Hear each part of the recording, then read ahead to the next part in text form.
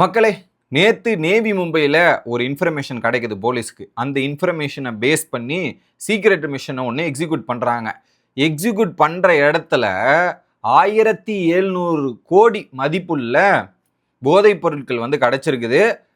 என்னடா அப்படின்ற மாதிரி அவங்களே ஷாக் ஆகிற வகையில் தான் இந்த சம்பவம் நடந்திருக்குது. அப்படி என்னென்னலாம் நடந்தது, எப்படி இந்த மிஷினை எக்ஸிக்யூட் பண்ணாங்க அப்படின்ற ஒரு டீட்டெயிலான தொகுப்பு தான் இந்த வீடியோவில் பார்க்க போகிறோம். சேனலுக்கு புதுசாக இருந்தீங்கன்னா சப்ஸ்கிரைப் பண்ணிடுங்க. வீடியோ பார்க்குற அனைவருமே லைக்கும் ஐப்பும் கண்டிப்பாக கொடுத்துருங்க. நிறைய பேர் ஃபேஸ்புக்கில் ஃபாலோ பண்ணாமையும் யூடியூப்பில் சப்ஸ்கிரைப் பண்ணாமல் வீடியோ பார்க்குறீங்க. தயவு கூர்ந்து ஃபாலோவும் சப்ஸ்கிரைபும் பண்ணிவிட்டு வீடியோ பார்த்தா ரொம்ப ரொம்ப யூஸ்ஃபுல்லாக இருக்கும். இப்போ கண்டென்ட்டுக்குள்ளே போகலாம். நேற்று ஒரு ஏரியா நேவி மும்பையில் பார்த்தீங்கன்னா காலம்போலி அப்படின்ற ஒரு இடம். அந்த இடம் பார்த்தீங்கன்னா தேனே டிஸ்ட்ரிக்ட் அப்படின்ற ஏரியாவில் இருக்குது. அங்கேருந்து ஒரு இன்ஃபர்மேஷன் கிடைக்குது. எப்படி? அங்கேருந்து ஒரு இன்ஃபர்மேஷன் போலீஸுக்கு கிடைக்குது. என்ன இன்ஃபர்மேஷன்னா, அங்கே மாருதி சுசுகி தெரியும் இல்லையா, அதை பெரிய கேரியர் வெஹிக்கிள். ஸோ அந்த பெரிய வெஹிக்கிள் பார்த்தீங்கன்னா KWC அப்படின்ற ஒரு வேர் ஹவுஸ் கிட்ட நின்றுட்டு இருக்கு, ஏதோ நடந்துட்டு இருக்கு அப்படின்ற ஒரு இன்ஃபர்மேஷன் போலீஸுக்கு போகுது. எப்படி? அப்படின்ற இன்ஃபர்மேஷன் போலீஸுக்கு போகுது. உடனே என்ன பண்ணுறாங்க, போலீஸ் அங்கேருந்து விரைந்து அங்கே செக் பண்ணும்போது பார்த்தீங்கன்னா அந்த இடத்துல கிட்டத்தட்ட 136 கிலோகிராம் ஆஃப் கொக்கெயின். எப்படி? 136 கிலோகிராம் கொக்கெயின் கைப்பற்றப்படுது அந்த இடத்துல. ஓகே, அதுவும் அந்த கொக்கெயினை எப்படி பண்ணியிருக்காங்கன்னா, நீங்கள் கிரிக்கெட் கிளவுஸு அந்த இதெல்லாம் பேட்டிங் பண்ணும்போது பேடெல்லாம் போடுவாங்கல்ல, அதன் வழியாக அந்த பேக்கில் போட்டு இந்த மாதிரி கடத்துறதுக்கான முயற்சி. ஸோ அந்த ஏரியாலாம் இருக்கு வேர் ஹவுஸ்லேருந்து அடுத்த கட்டத்துக்கு டிஸ்ட்ரிபியூட் பண்ணுறதுக்காக அங்கே இந்த வேலைகள் நடந்திருக்கு. கரெக்டாக அங்கே வந்தோடனே போலீஸ் அந்த கைப்பற்றி அங்கேருந்து ஒருத்தரை அரெஸ்ட் பண்ணிட்டாங்க. அரெஸ்ட் பண்ணி அவரை எடுத்துகிட்டு போய் தீவிர விசாரணை போட்டு பொலன்னு பொழந்திருப்பாங்க. என்னன்னா, ஸோ உண்மை இது வாங்கணும்ல, இது எவ்வளோ பெரிய விஷயம் அப்படின்றதுக்காக அவர் எடுத்துகிட்டு போய் விசாரணை பண்ணும்போது பார்த்தீங்கன்னா அங்கே பல திடுக்கிடும் தகவல்கள் வெளியாகுது. அங்கே இருக்கிறவர் என்ன சொல்கிறாருன்னா, இதே மாதிரி இன்னொரு கன்சைன்மெண்ட் இன்னொரு இடத்துல இருக்குது அப்படின்ற ஒரு தகவலை அவர் கொடுக்குறார். ஓகே, அந்த இடத்தோட பேர் பீவாண்டி அப்படின்றது தான். அதுவும் தேனி டிஸ்ட்ரிக்ட், அதே தேனி டிஸ்ட்ரிக்ட்ல இருக்கிற ஏரியா தான் நேவி மும்பையில். உடனே என்ன பண்றாங்க, சரி உடனே அந்த இடத்துக்கு போயிட்டு அங்கிருந்து கன்சைன்மெண்ட்டை நம்ம பிடிச்சாகணுன்ற மாதிரி போலீஸ் திரும்ப பிளான் பண்ணி எக்ஸிக்யூட் பண்றதுக்கு போறாங்க. அந்த இடத்துல போய் செக் பண்ணும்போது கிட்டத்தட்ட 213 பேக்கெட். எப்படி? 1 2 இல்லை, 213 பேக்கெட்டு. ஒரு பேக்கெட் 1 கிலோகிராம். ஒரு பேக்கெட்டு 1 கிலோகிராம். அப்ப பாத்துங்க, 213 கிலோகிராம் அதுவே வந்துருச்சு. அவ்வளோ பேக்கெட்டை அங்க மீட்கிறாங்க. அங்க மீட்டவொன்னே பார்த்தீங்கன்னா எப்படி திருட்டுலாம் அங்கேருந்து எப்படி நடந்திருக்குதுன்னு பார்த்தீங்கன்னா, அங்க மிஷினரி, இப்போ ஏதாவது ஒரு பெரிய கம்பெனினா ஒரு மிஷின்லாம் அசம்பிள் பண்ற மாதிரி மிஷினரி பாட்டா வரும், அதை எடுத்து அசம்பிள் பண்ணுவாங்களே, அந்த மாதிரி இடம் போல அந்த மிஷினரி மூலியமா இந்த கொக்கைன்லாம் வெளிநாட்டுல இருந்து இங்க கடத்திட்டு வராங்க போல. இப்படி கடத்திட்டு அங்கிருந்து பல வகையா பிரிக்கப்பட்டு அங்கிருந்து எப்படி டிரான்ஸ்போர்ட் பண்ணலாம், டிஸ்ட்ரிபியூட் பண்ணலாம் அப்படின்ற மாதிரி பல திட்டங்கள் நடக்கிற இடம் போல இருக்கு.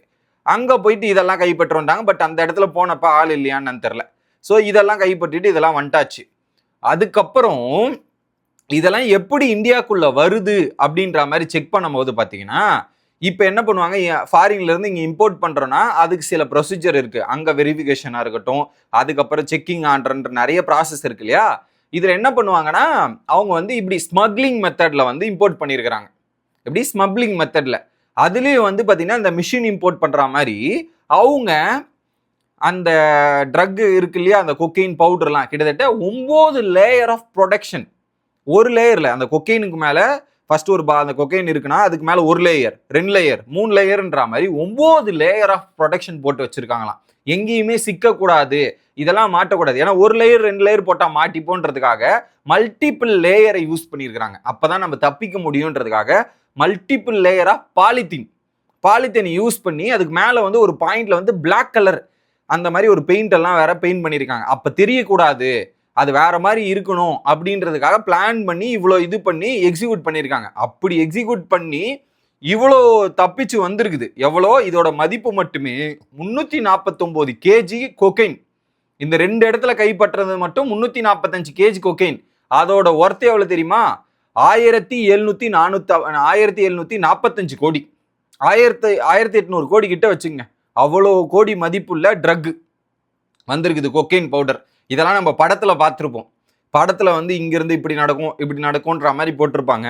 ஆனா ரியலாவே மும்பையில இது நடந்துட்டு இருக்கு. அதை போலீஸார் கைப்பாட்டிட்டு இருக்காங்க அப்படின்றதான் பாயிண்ட்.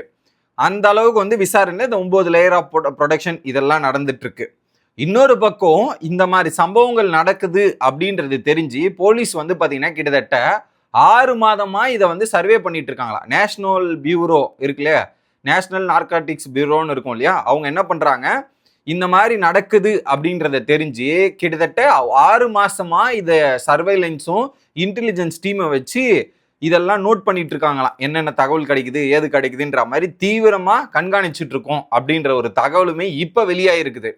இப்போ இதை வந்து சீரியஸா நம்ம அணுகணும். அடுத்து வேற எங்க, ஏன்னா இப்ப கண்டுபிடிச்சிருக்கிறது 2 இடம், 2 இடத்துலயே 1750 கோடினா 1745 கோடினா, அப்போ இன்னும் தெரியாத இடங்கள் பல இடங்கள் இருக்கு. நேவி மும்பைல மட்டுமா இருக்கு, இந்தியாவில் எத்தனையோ ஸ்டேட் இருக்கு, எத்தனையோ இடத்துல இருக்கலாம் அப்படின்ற மாதிரி இப்போ அந்த யார் யார் அதை டிஸ்ட்ரிபியூட் பண்றா, யார் ஓனரு அப்படின்ற மாதிரி தீவிர விசாரணை நடக்கப்பட்டு வருது.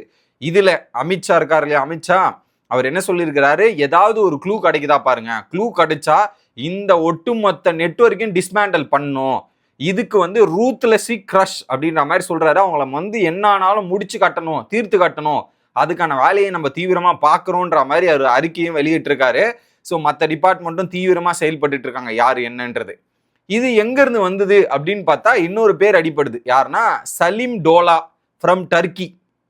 இப்படி டர்க்கியில் ஒரு நபர் இருக்காரு போல, சலீம் டோலா. அவரு தான் இந்த ட்ரக் டிராஃபிக்கிங் பெரிய கிங்கு போல. இவர் மூலியமா தான் நிறைய சப்ளை நடக்குதான் ஆப்பிரிக்கா, யூரோப், மிடில் ஈஸ்ட் அப்படின்ற ஏரியாக்கெல்லாம். இவர் மூலியமா தான் இந்த மாதிரி நிறைய விஷயங்கள் சப்ளை நடக்குது. இதன் மூலியமா தான் இந்தியாவுக்கும் வந்திருக்கிறோம் அப்படின்ற மாதிரி கணிச்சிட்டு இருக்காங்க. இன்னும் எக்ஸாக்டா எங்க இருந்து வந்துச்சுன்னு தெரியல. பட் இப்படிதான் சப்ளை நடக்குதுன்றது. ஏன்னா மாட்டி இருக்கிறது வந்து கீழே டிஸ்ட்ரிபியூஷன்ல அடியில் இருக்கிற ஆளு, மேலே யார் யார் இருக்கா என்னென்ன இருக்காங்கன்ற இன்ஃபர்மேஷன் கம்ப்ளீட்டா இன்னும் வெளி வரல. ஸோ கூடிய சீக்கிரம் வெளியே வரும்னு எதிர்பார்ப்போம். அதை தாண்டி இந்த ஒரு இடத்துல மட்டுமா அப்படின்னு பார்த்தீங்கன்னா, சூரத் இருக்கு இல்லையா, சூரத், அந்த இடத்துல 6 kg ஆஃப் மெத்தாபிட்டேன் அப்படின்ற மாதிரி ஒரு இதுவை கண்டுபிடிச்சிருக்காங்க. அதோட ஒர்த்து எவ்வளோனா 25 கோடி. 6 kg 25 கோடி, யோசிச்சு பாருங்க. ஸோ பல இடங்கள்ல இந்த மாதிரி பல விஷயங்கள் கண்டுபிடிச்சிட்டு இருக்காங்க. இப்போ தீவிரமா நாங்கள் அதுக்கு அடுத்த ஆக்ஷன் எடுக்க போறோன்ற மாதிரி அறிக்கையும் வெளியாயிருக்கு. இப்போ ஆல்ரெடியே எங்கள் தமிழ்நாட்டில் பார்த்தீங்கன்னா கஞ்சா எவ்வளோ இதுவாக இருக்குதுன்னு நீங்களே பார்க்க முடியுது. ஃபர்ஸ்டெல்லாம் ரேர் அப்படின்னு இருந்தது. இப்போ போய் பார்த்தீங்கன்னா ஸ்கூல் காலேஜ் பசங்க கிட்ட கையில் இல்லாமல் கிடையாது. அந்த அளவுக்கு இங்கேயே நடந்துட்டு எத்தனை அந்த ட்ரக்கை யூஸ் பண்ணிட்டு, அந்த கஞ்சான்றதை யூஸ் பண்ணிட்டுமே நிறைய சண்டைகள் என்னென்ன பண்றது. ஏன் ஒரு ஸ்கூல் பொண்ணோட வீடியோ, போலீஸ் ஸ்டேஷன்ல அந்த பொண்ணு ஸ்டேட்மெண்ட் கொடுக்குற வீடியோ, இதெல்லாமே நம்ம பார்த்துருக்குமே. அந்த அளவுக்கு இப்போ இந்த ட்ரக் யூசேஜ், ட்ரக் பழக்கம்ன்றது இங்க நிறைய பழக்கத்துல இப்போ வந்துகிட்டே இருக்குது. இதுக்கெல்லாம் சீரியஸான ஆக்ஷனும் அதுக்கேற்ற மாதிரி கண்டுபிடிச்சி அதெல்லாம் தவிர்க்க ஆரம்பிக்கணும். அப்பதான் நாடு உருப்படும் அப்படின்றத எனக்கு தோணுது. உங்களோட கருத்துக்கள் என்ன அப்படின்றத கமெண்ட் செக்ஷன்ல சொல்லுங்க. தொடர்ந்து சேனலோட இணைஞ்சிருங்க. அடுத்த வீடியோல இருந்து சந்திக்கிறேன். Bye guys.